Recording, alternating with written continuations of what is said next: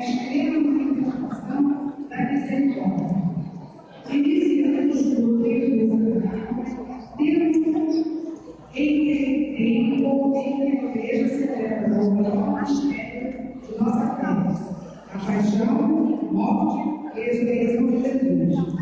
Nesta missa, com a instituição da Eucaristia do sacerdote, somos convidados a encontrar com Cristo, lavando os pés dos discípulos e, à mesa, instituindo o sagrado sacramento do amor.